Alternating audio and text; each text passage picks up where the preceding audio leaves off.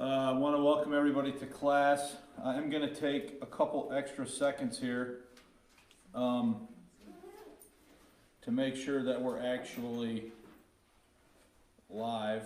Okay, I see that we are on Facebook, and I'm going to check YouTube quick. Remember last Sunday I thought we were streaming and we weren't?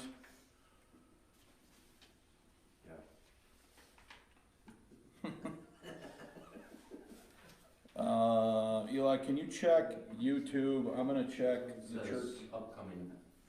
So it hasn't connected yet? So again, if you're just tuning in, bear with me. I'm just making a couple checks to make sure that we're in order here. Oh. Just waiting for Grace Life Bible. Okay.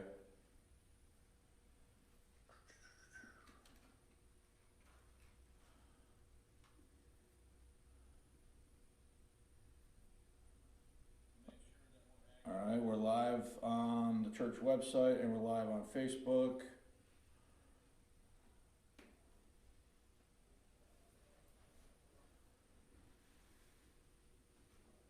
Still waiting for it. Will you monitor YouTube for me? Yep. If you would. So when I tested it, how many of you guys saw yesterday we were here for the board meeting and I ran a test and I just like live streamed the wall. So it was just me live streaming the wall. You should have sang a song or something. No, I'm not doing that. It took more time to connect to YouTube than it did to connect to Facebook. So I'm fairly confident that it will work.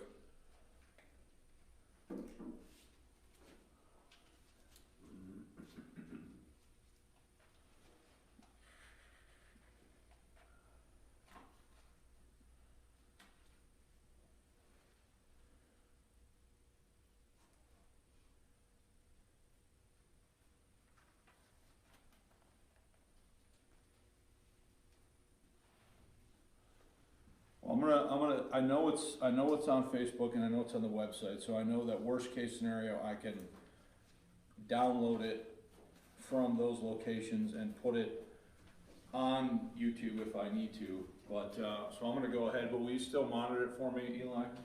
What was that? Will you still monitor and tell me if it comes up Yeah. on YouTube? Okay, I want to welcome everybody to class this morning. Sorry for the housekeeping issues.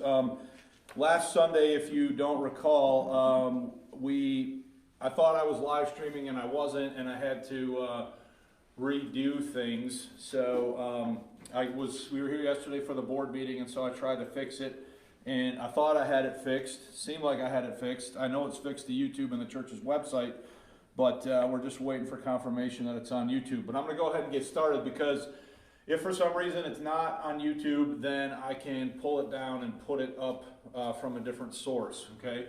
So you guys should have in front of you lesson 190, the AV 1611, assessing its preliminary contents. Now, these are a little bit hefty, okay? I'm going to be up front with you. We're not going to get through all this today, and we're just going to kind of go through this at the pace that it takes to go through it. If you're joining us right now live, still nothing? If you're joining us right now live, if you go to gracelifebiblechurch.com, you can scroll down and click on the entry right here for January 15, 2023, and you can load the notes here for lesson 190, okay? So again, I'm going to keep going. I know we're in those other spots. Worst case scenario, I could pull the video. It's not going to be too surprising if it's not another minute and a half or something before it connects. So, all that being said, let's get started. The other thing I want to mention, okay, to fix the problem of not live streaming, I re-recorded from my office this week lesson 189, okay? So I have fixed that problem. Lesson 189 is now up, and it is me from my office teaching through the material like I normally would do for a midweek or Thursday morning message, all right? This is a little bit different than what I said last week. I did not read verbatim, word for word, everything that was said in the notes, and I have a few extra things that I covered there that I did not cover in the lesson last Sunday, okay? But it is there. I've saved it there instead of coming in and redoing it for all of you guys and boring you by having you listen to the same lesson twice. This is what I decided to do, okay? So let's go back. Still nothing? What's that? Yep. Okay. Lesson 189, we considered the first, in lesson 189, we considered the first edition of the AV as well as the he-she Bible controversy. In doing so, we concluded the following, all right? So these are some conclusions from last week. Number one, the AV of 1611 was only published in a large folio size. So again, that's this size right here, the large folio size. It was only published in 1611 in the large folio size. Number two, the first folio edition is known popularly as the He Bible. So we concluded that the He Bible, with the variant at Ruth 3:15, the first edition was what is known popularly as the He Bible. All right. We also talked about reasons why the he-she distinction is not helpful in the notes from last week. Okay. Number three, a second folio edition, known popularly as the quote She Bible, was published in 1613. All right. So in 1613 there was a true second edition. And it is the second edition from 1613 that is known popularly as the She Bible. Okay? Still nothing? Okay. The first folio edition from 1611 went through two separate printings in 1611. This is evidenced by printing discrepancies in the 1611 folio He Bibles. Please see the notes from lesson 189 for more information. Now, I do want to just kind of show you one example of this, okay? This is this is Exodus. Is this Exodus? What are we at here? Yeah, Exodus chapter 14. Look here at verse 10. All right? Exodus chapter 14. Look here at verse 10. And when Pharaoh drew nigh, the children of Israel lift up their eyes, and behold, the Egyptians marched after them, and they were sore afraid. Now watch this. And the children of Israel lift up their eyes, and behold, the Egyptians marched after them, and they were sore afraid. So, does it repeat the same line, the same clause 2 times? Okay? And the children of Israel cried out unto the Lord. So, obviously, if you go quickly in your Bible to Exodus 14:10, you'll see that that's a typo. Okay? That is a printer error. It's not intended for that clause that takes up 3 lines in the text to be there 2 times. It's a mistake. Still nothing? Okay. It's a mistake. Now what ends up happening is, I don't have a picture of it. I looked all over the internet to try to find one, but there is not a picture of this particular verse. What ends up happening is this verse gets reprinted and 3 lines are left blank in verse 10 so that the page ends in the same spot when they correct it, okay? So this is the kind of stuff that I was trying to get you to see last week when we were talking about this. So it is my belief that in 1611, the first edition was the He Bible, all right? Then there was a second printing of the He Bible that fixed certain printer errors like the one that we see right here in verse 10, where the line is repeated, all right?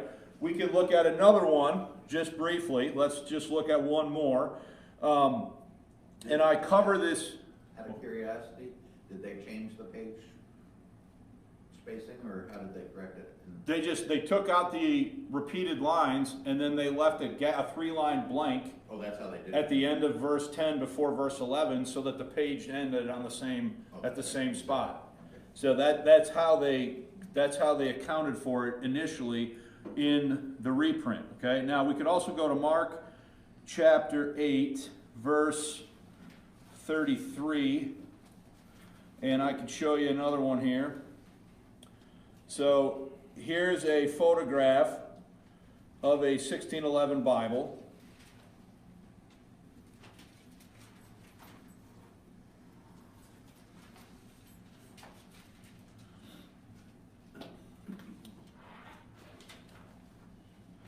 Now, look here how this ends. All right?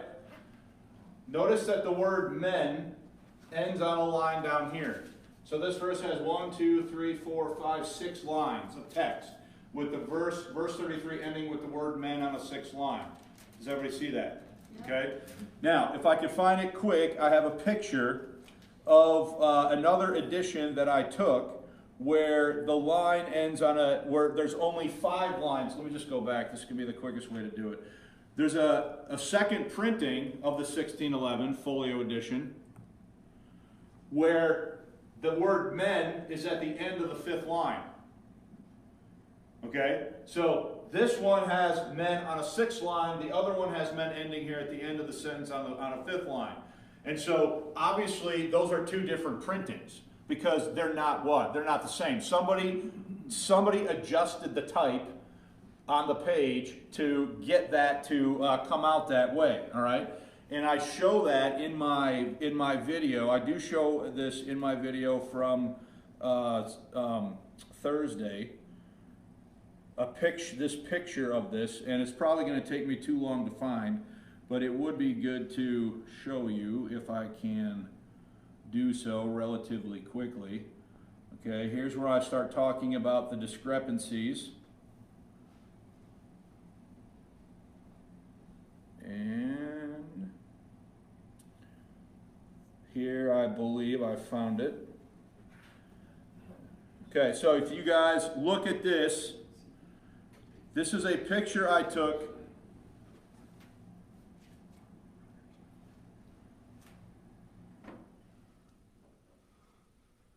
I'm probably wasting too much time on this, but I want you to see this with your own eyes. Okay. Pause. So you see this here? Here's the same verse. My video window is covering it up here, but you can see that the word men is not at the bottom here. Okay, this is Mark chapter 8, verse 33. The word men is right here in the other printing, but it's not here on this one, which means that somebody did what? Somebody adjusted it, okay? So you can go back here and just make that quick comparison that there's the word men, and in the photo I showed you on the other one, the word men wasn't there, okay? The other column ends in 5 lines, and Yep. that one should too, Right. theoretically. So there's a discrepancy in how many lines are in that, how many lines of text are in that column, okay? Now, let's go back to the notes now. So still nothing? Still nothing, all right. So those are some takeaways. Now, if you look at the next point, I believe the 1611 He Bible is the result of a printer error and not the intentional choice of the translators. The following is a summary of my reasoning. All right? Now, everybody grab your Bible and go to Ruth chapter 3.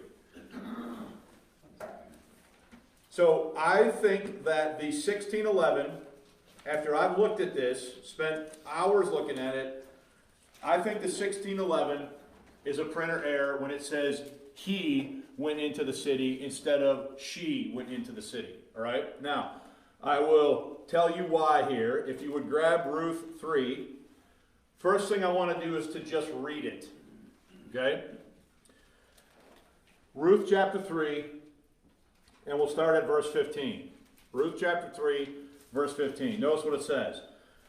Also he said, bring the veil that thou hast upon thee, and hold it. And when she, that would be Ruth, held it, he measured 6 measures of barley and laid it on her. Okay? And then it says, and she went into the city. That's what your standard 1769 text has, right? But then look at the next verse. And when she came to her mother-in-law, she said, so who's doing the action in the next verse? Ruth is, right? And those verses, those she pronouns are not disputed in the next verse, okay?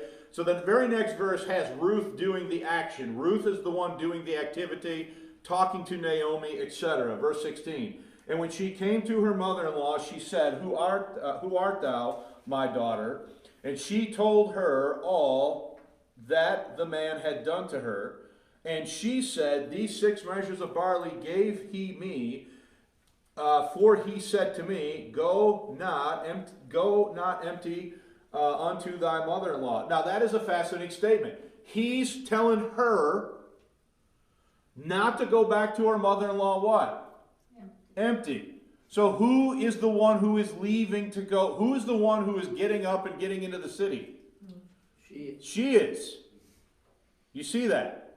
She's the one who's doing the activity, and she's telling this to Naomi. Okay, verse 18. Then said she, sit my... So now I believe this is Naomi talking, right? Then she said, sit, my daughter, until thou know how the matter will fall, for the man will not be in rest until he have finished the thing this day. Okay? So in verses 16 and 17, who is the one doing the activity? It's Ruth. All right? Now, from my understanding, the Hebrew text here, for whatever reason, says he in chapter 3, verse 15. When it's translated, though, to make it make sense in English, it is my opinion that the translators render it as what? She, so that it fits with what else is going on.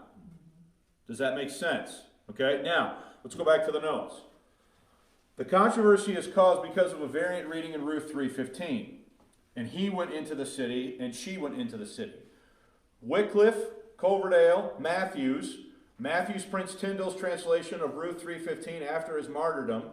A Great Bible, Geneva Bible, Bishop's Bibles, as well as the Reims, all read she in Ruth 3:15. Okay? So, we could look at that too. We did that last Sunday, actually. We looked at Ruth 3:15. Let's do it again. Don't want that. Come on. There we go.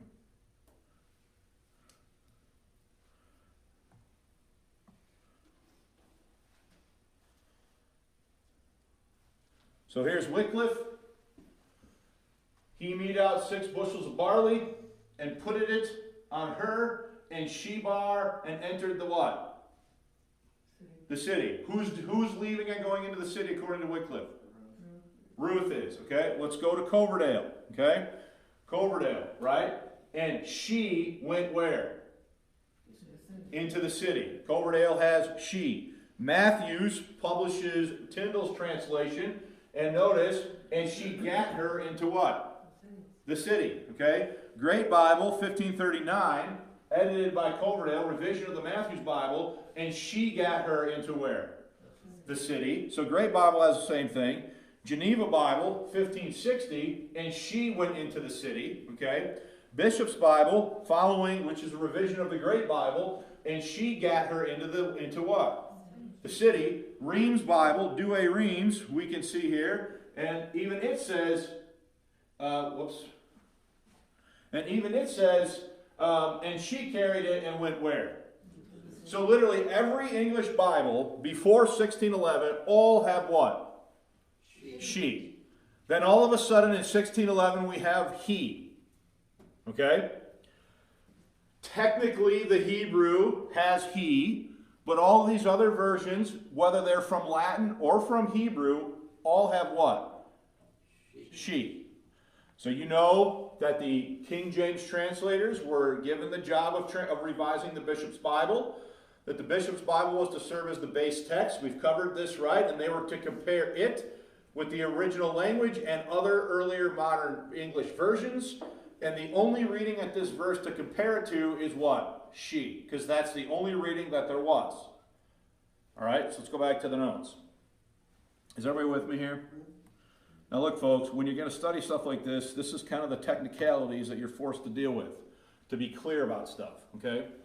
Wycliffe, Coverdale, Matthews prints Tyndale's translation of Ruth 3:15 after his martyrdom. Great Geneva, Bishop's Bible, as well as the Reims, all read she in Ruth 3:15.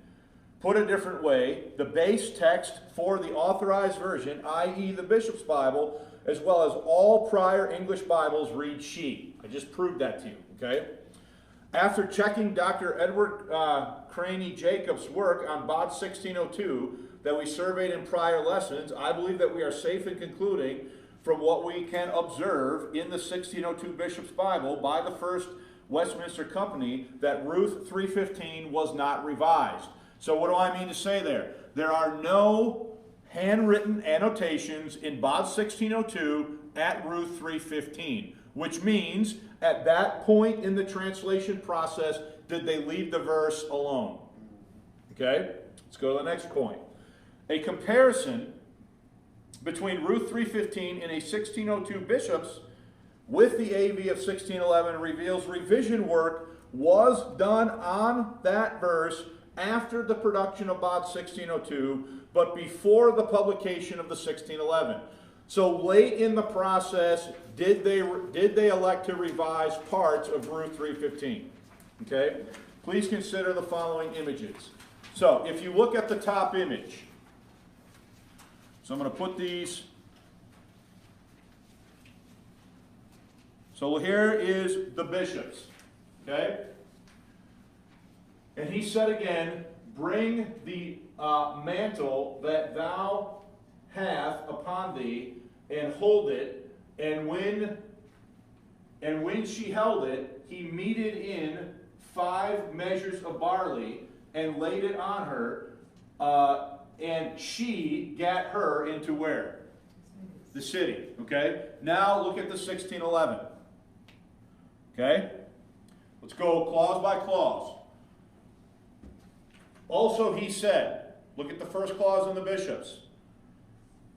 And he said again. So at some point, was that first clause revised? Yes or yes? Yes. Okay, good, yes, all right. Look at the second clause, 1602 bishops. Bring the mantle that thou hast upon thee. Look at the King James, 1611. Bring the veil that thou hast upon thee. So, mantle is switched to what? Veil. Okay? And hold it. Both have and hold it. Look at the next sentence. Bishops. And when she held it, he meted in 5 measures of barley. 1611. And when she held it, he measured 5 measures of what? Barley. So it was that part of it revised a little bit. Okay? Look at the next clause. And laid it on her. Bishops. King James. And laid it on her. Is that part the same? Yep. Okay, and then let's look at the final clause. It's causing all the hullabaloo here. Bishops, and she gat her into the city. Okay, look at the 1611. And he went into the city. So, gat into the city, the bishops, was revised to went into what? The city. Now, think about it, guys. Are there other prior English Bibles that read in that clause exactly the way the 1611 does? Here's the Geneva. That's the great. Sorry, I didn't want that one. I want this one. No, I don't want the Reims. Push the right button, Brian.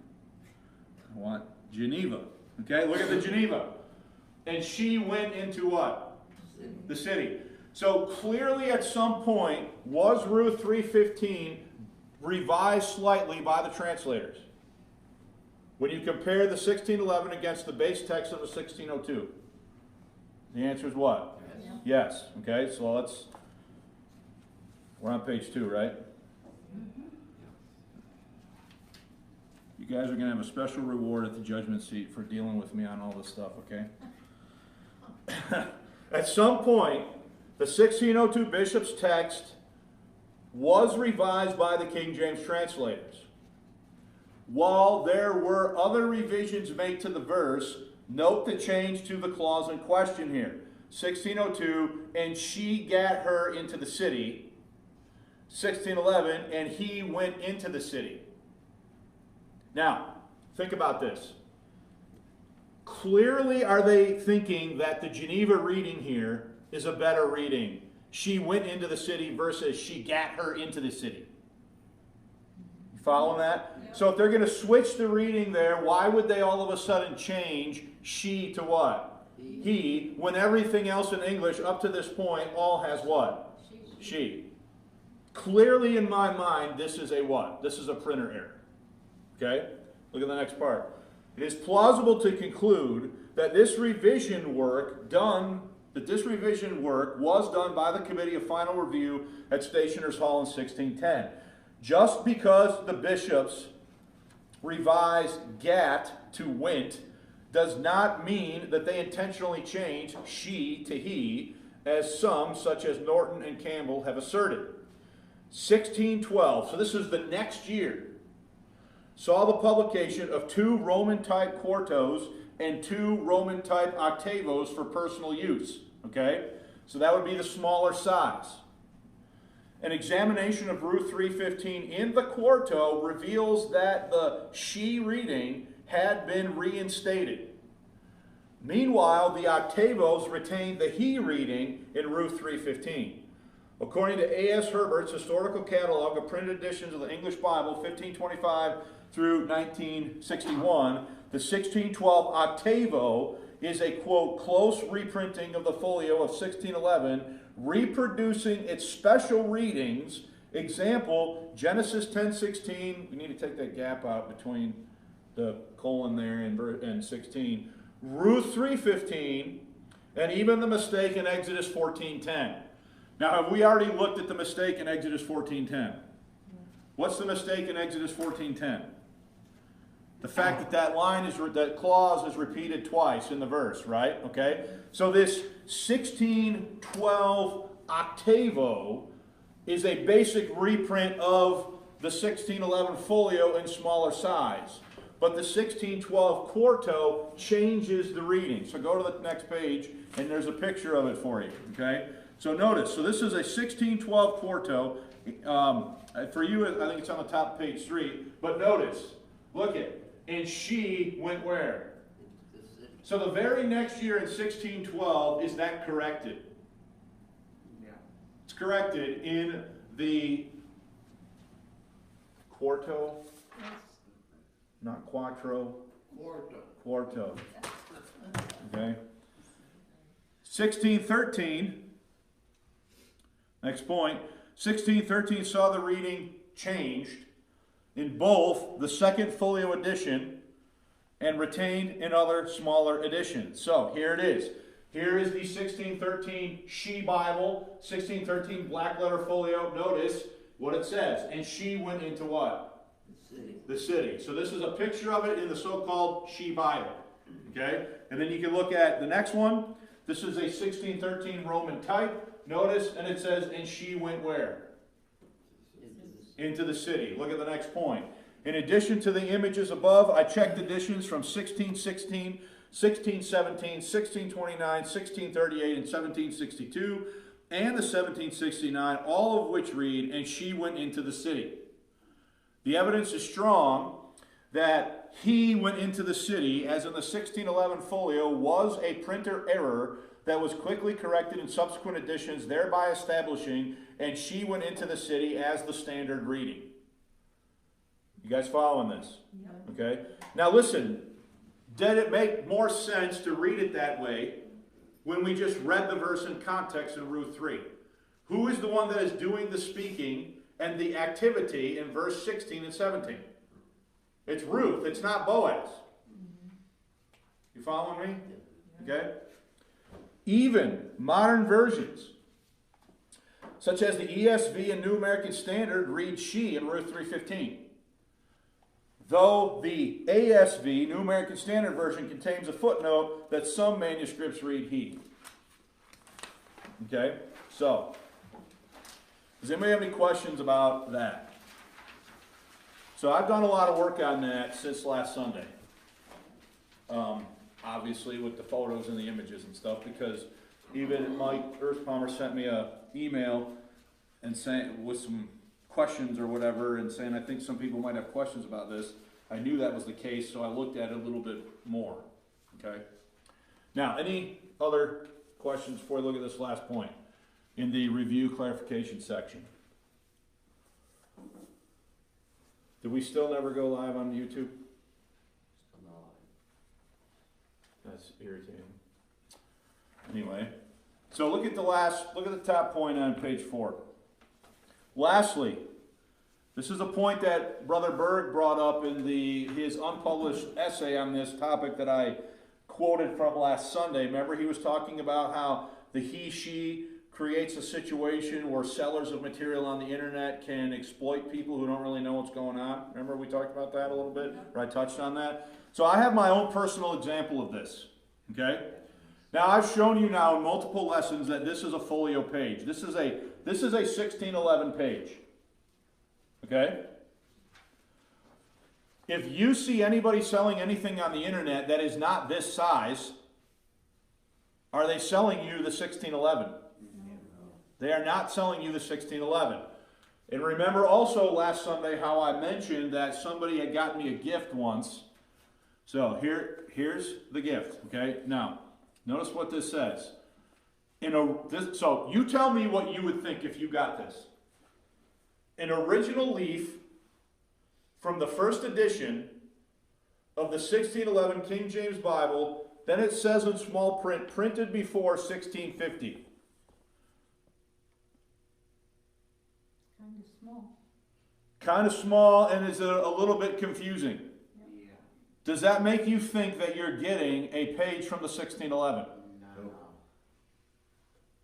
Something before 1650. Yeah. I think it's total false advertising to say an original leaf from the first edition of the 1611 King James Bible. It's not. Okay? Now let me show you the size of the leaf.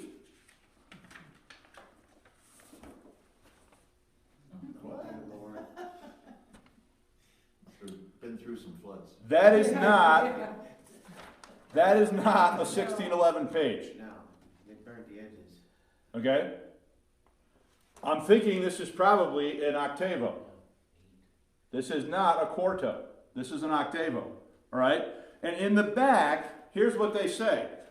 In the back, they say, this leaf, so that's this leaf, is from a King James Bible printed before 1650, has been authenticated and guaranteed to be at least 350 years old. Is that a lot different than what they're claiming in the big type on the front of this insert that they give you when you buy it? So this is what I'm saying, guys, and this is why I think Brother Berg makes a good point about this. I think there are people, sellers of material online, who are capitalizing on ignorance of people, of the consumer, and selling things that aren't really what people necessarily think they're being sold.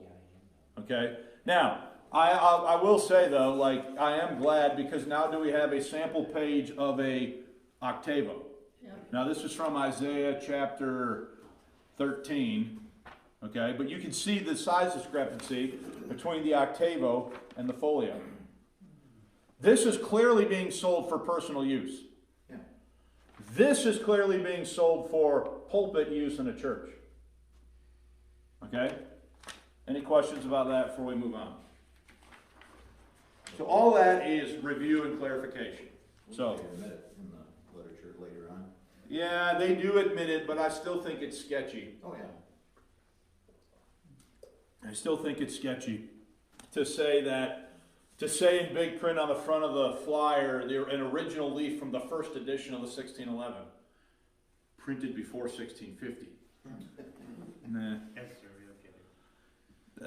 I find that to be false advertising. Okay. Now, anyway, any questions about that before we get to sort of part two? Now, listen, we're not going to get through all this. All right. So what I'm going to do is we're going to get to a stopping point that makes sense.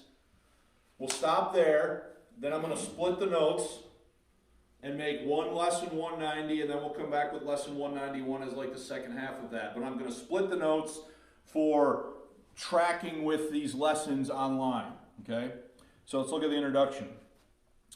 In this lesson, we want to begin looking at the 1611 as a historical artifact. Okay? Now, what do I mean by historical artifact? Was the 1611, is it a very important historical document? So put aside, let's just lay aside like the fact that it's the Bible for a minute and just talk about it as a historical artifact. I'm certainly not diminishing that. We spent hours talking about the readings that are in it and how they came about, okay? But what we want to talk about now is the 1611 as a historical artifact. What were its contents? We want to look at what was in it, all right? And what can we learn about the life and times of the translators by looking at what was included in their famous work? So to accomplish this, we will be following closely with Oxford professor Gordon Campbell's book, Bible, The Story of the King James Version, 1611 to 2011. While there are other books that talk about aspects of the contents found within the AV of 1611, Campbell's is the most complete.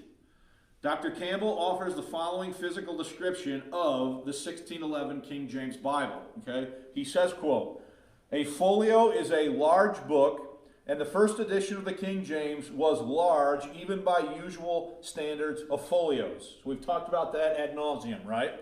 Its thick pages measure approximately 11 inches by 16 inches. And that's what you'll find if you measure this out. You got roughly 11 inches across the top, 16 inches this way.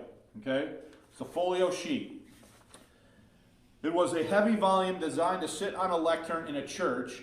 And as the title page explains, it was appointed to be read in churches. All right? At the beginning of most surviving copies is a thick section of preliminaries, 74 pages. So the 74 pages of preliminary content in a 1611 before you even get to the book of Genesis. Okay, 74 pages consisting of, number one, a title page. Number two, a dedicatory epistle to King James. Number three, a preface from the translators to the reader. Number four, a calendar. Number five, an almanac. Number six, a table for the calculation of Easter. Number seven, a table and calendar setting out the order of the Psalms, that should say, and lessons plural, to be said at morning prayers throughout the year. A list of books of the Testaments and the Apocrypha, or what we would call a table of contents page, okay? The royal coat of arms, and the Latin phrase indication that the book was printed by, quote, authority of the king. Genealogies, a table of the place names, should say place names, plural, in Canaan, and then a map of Canaan.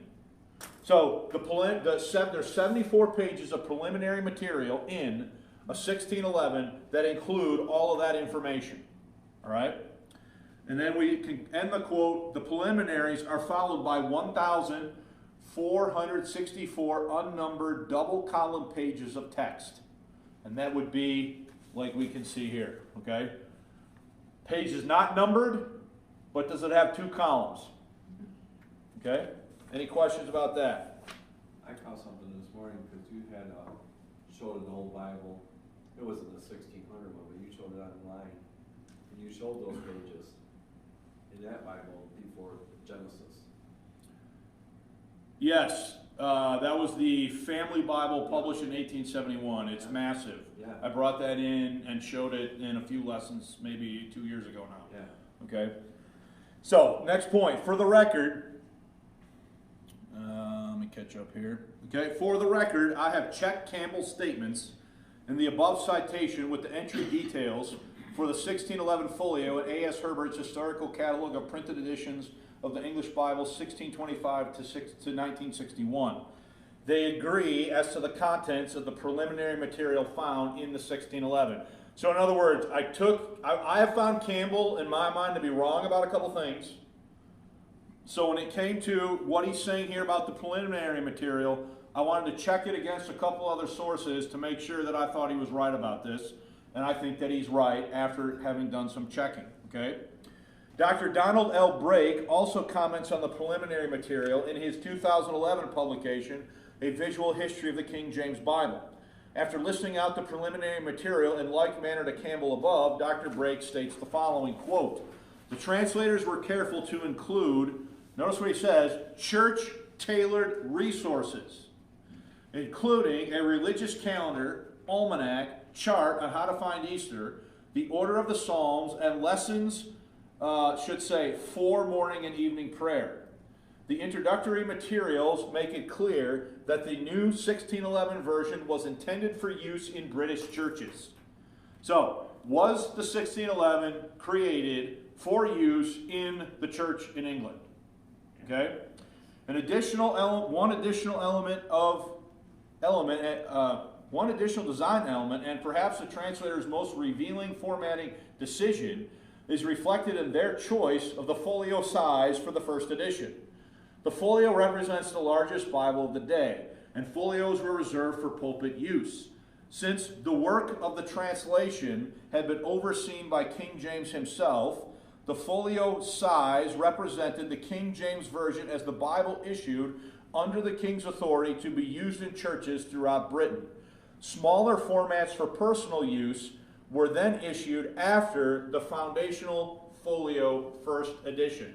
And that's exactly what we see, right? Because in the very next year, 1612, do we start having octavos and quartos printed? Okay? All right, any questions about that introduction? So let's talk about the title page then. All right? As we have seen in our survey of pre-1611 English Bibles, the title page is often very thought out and intentional in what it means to convey to the reader.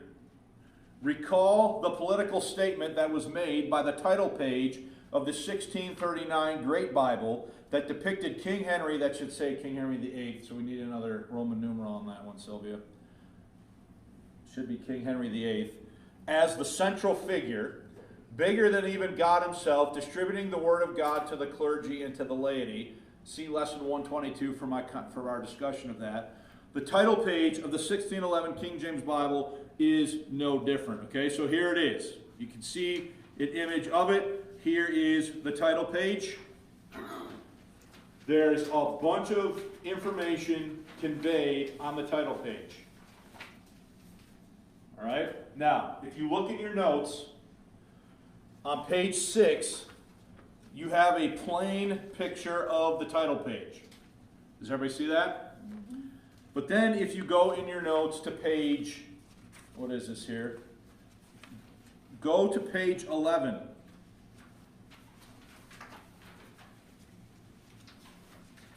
The University of Texas at Austin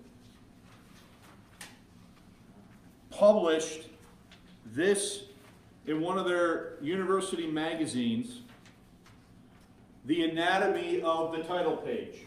Okay? And you can see, does this have annotations that break down what everything is in the image? Okay? So there's a lot of content that is crammed into the title page image. All right? So, I'm going to go back to page 6 in my notes.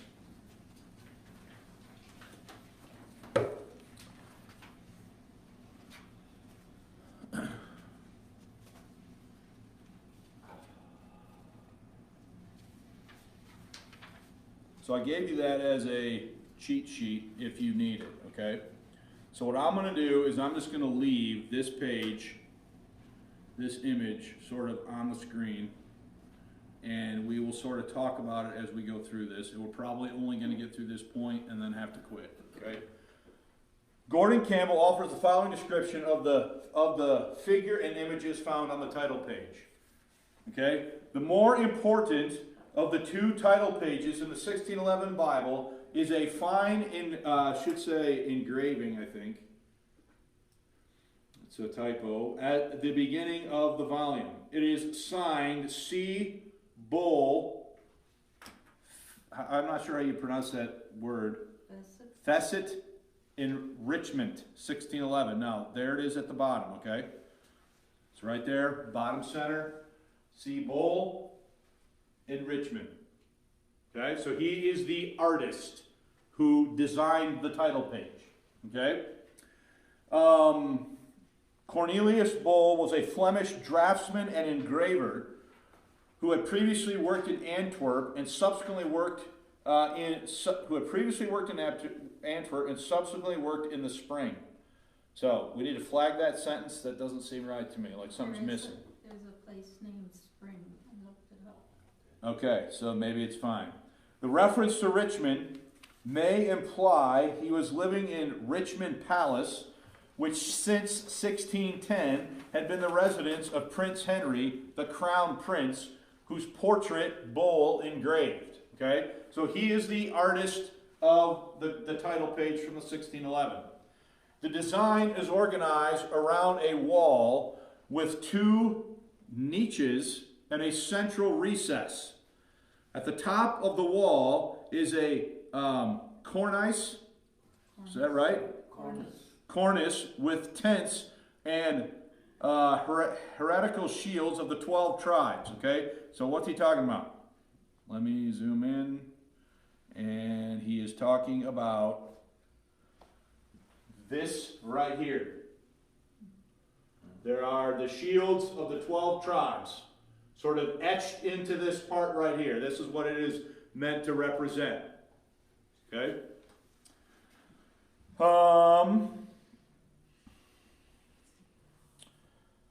The designs are adopted from those in the bishop's Bible, but have been stripped of their landscape backgrounds. In the niche on the left stands Moses with a table and a rod. Okay? So this is Moses right here. He's carrying, obviously, what would be the Ten Commandments and his staff or rod. This is Moses here on the image. All right?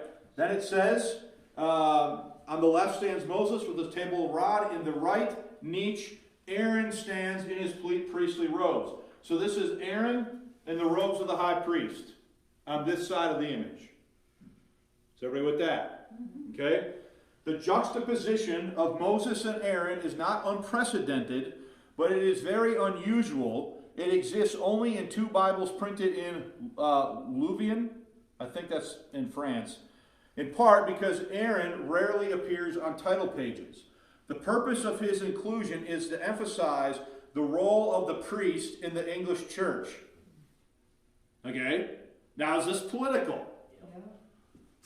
So, there's a political motivation behind putting who here? Aaron. Okay? So just like we saw there being political ramifications of the title page of the Great Bible, you have to think similarly here regarding the title page of the 1611. Okay? So the purpose of his inclusion is to emphasize the role of the priest in the English church. Whereas Puritans insisted on the priesthood of all believers, the church saw the priest as a mediator of the teachings of the church to the laity, and Aaron is an emblem of that priesthood.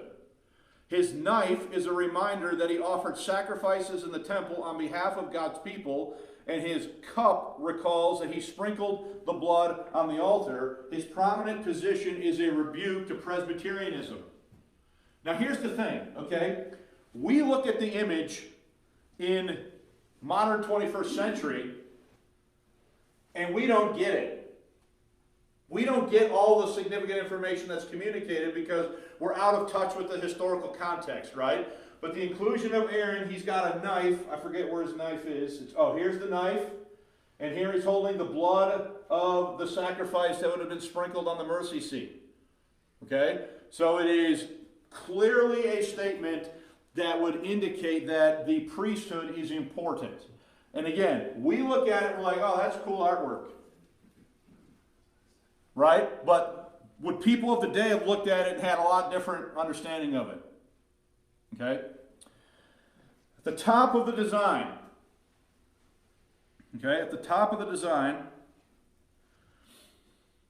as in 1602, a representation of the Trinity, and Mike, help me out with this word, the tetragrammaton is again at the top, but on this occasion a dove is above the lamb, which allows the emblem of Christ to be connected with the world below. Okay, so notice, do you have the dove? Do you have the lamb carrying a cross? Okay, so let's read on. The other figures can be identified by traditional attributes. The four evangelists are all shown writing their Gospels. Matthew in the upper left, here he is. This is Matthew sitting here writing. Okay? Matthew in the upper left is accompanied by an angel holding an inkwell. So there's an inkwell there's an angel right here holding an inkwell, and Matthew is writing the Gospel of Matthew. Mark in the upper right, so here's Mark, is shown with a lion. Luke in the bottom left, so that would be down here. Here's Luke. Luke in the bottom left is portrayed with an ox. Here's the ox. John in the bottom right is shown with an eagle holding his inkwell. So down here is John, and there's an eagle here in this corner holding an inkwell. Okay? So you have the four evangelists now that are depicted, the four gospel writers. Okay? To the right of Matthew, so let's go back to the top. So here's Matthew. To the right of Matthew is Peter, who holds keys. So you see Peter here holding keys. Why would Peter be drawn holding keys? Because apostolic succession and authority says that Christ vested that in who? Peter. So is the image portraying information. Okay? So let me go back. So Peter, who holds keys, between them Bartholomew stands with a tanner's knife with which he was to be flayed. So you'll notice here that the other apostles are often drawn holding the traditional implements of their death. Okay? To the left of Mark sits Paul. So this is Paul. To the left of Mark sits Paul, who holds a sword. Between him stands Simon with a saw, who was killed by being cut in half with a saw. Above the Lamb of God, and figure standing on the right is Andrew, holding the transverse cross of his martyrdom. So I believe that's right here, but I could be mistaken. No, Looks like it's the other saw. side. Other side? Oh, right here? No. Where? Above the lamb, under the dove. Right here? Yeah. Okay. Holding the transverse cross from Martin, the figure standing on the right is John the Apostle, who holds a chalice in his left hand. He is the same person as the evangelist in the lower right because he appears here with his attribute of the apostle. Luke on the lower left was not an apostle, so does not appear above. Okay? So John is in the bottom corner, and he's also up here according to this description. Between Andrew and John, the apostle is shaded, the shaded figure of doubting Thomas. So that's right here. You can't really make him out. Okay? The shaded figure is... I lost my spot. Shaded figure of doubting Thomas with a builder's square alluding to his activities in India. The shade represents the spiritual darkness of his doubt, John chapter 20, verse 25. At the bottom center, so that's down here. At the bottom center is the female pelican volning herself, that is, stabbing herself with her beak to feed her young with her own blood. This is an ancient image of Jesus voluntarily shedding his blood to redeem mankind. Here it is placed in a cartouche, which I believe is like this fancy shieldy deal. Not very artsy-fartsy, so you start calling these things by their proper names and whatever, okay? Here he's placed in a cartouche similar to the one that encloses the Paschal Lamb. Together they represent the body and blood of Christ. So that would be the lamb here at the front center right there. Okay? It is difficult to be confident about all the figures in the upper corners and in the back. So that would be these guys up in here and up in here. It's a little hard to know for sure. Behind Bartholomew are Jude, called Thaddeus in the Gospels, and there's some speculation about who those people might be. Go to page 8 of your notes.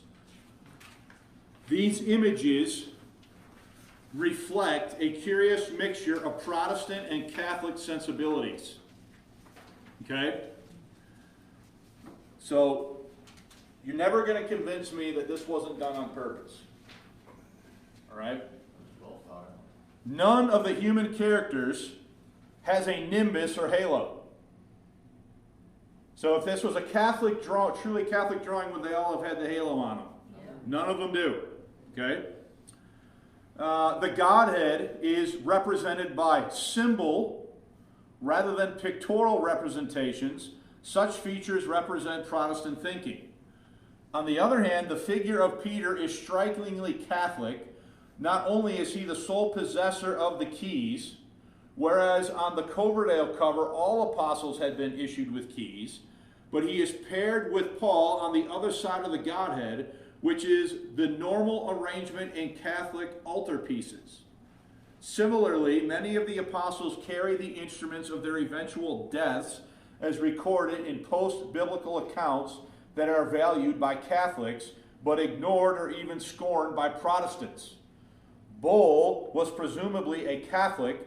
The previous year he made engravings for the life of Thomas Aquinas, as is apparent from his elevation of Peter, but he was alert to Protestant reservation about pictorial representation. So I would submit to you that the title page is itself emblematic of the political sensibilities of the age, the day and the age in which this Bible was translated. It has both Catholic and Anglican elements in it, and it is done intentionally in that way. Okay? Now, any questions about that?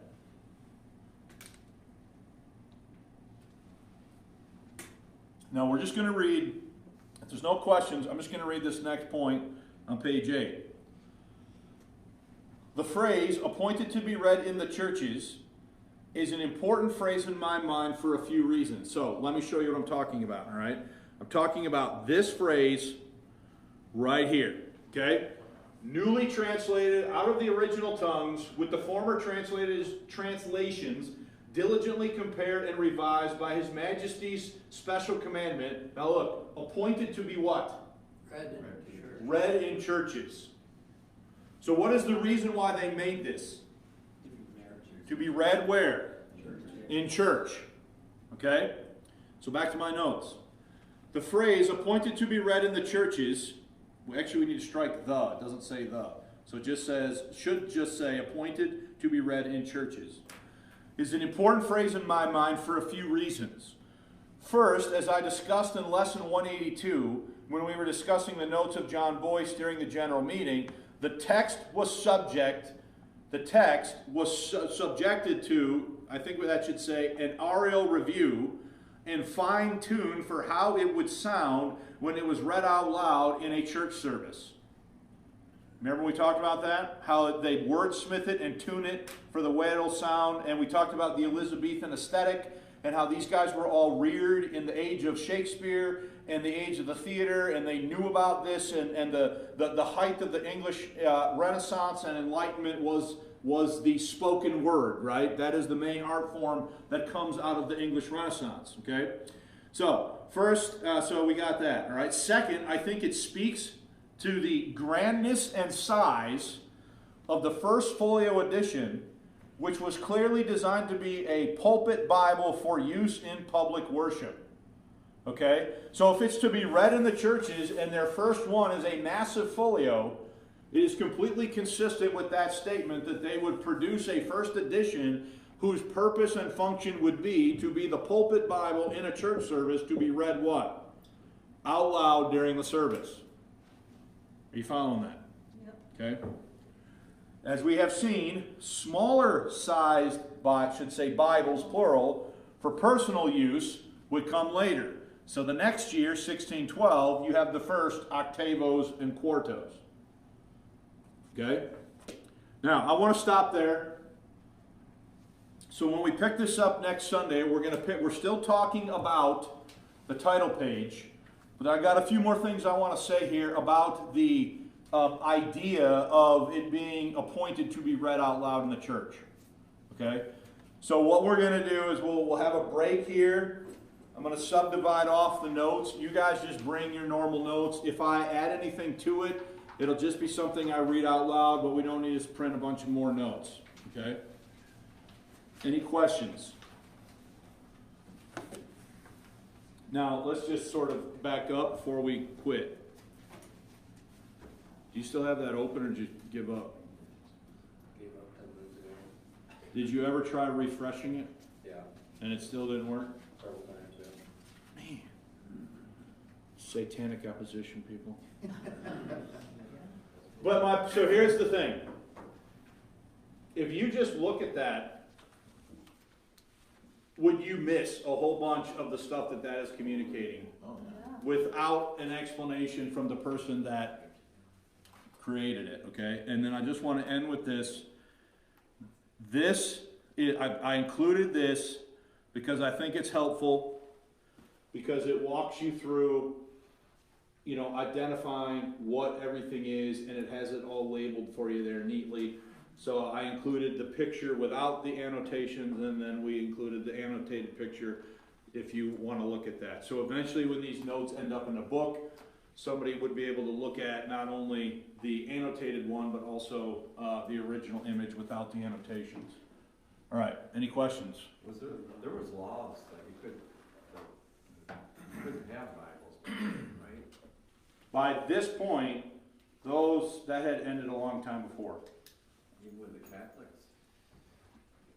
All that ended in the first half of the 16th century, like a good 70 to 80 years before the King James Bible is translated. We've covered that in lessons before you guys started coming, if you're interested in hearing that discussion. Okay? And by this point, the Catholics are making an English Bible.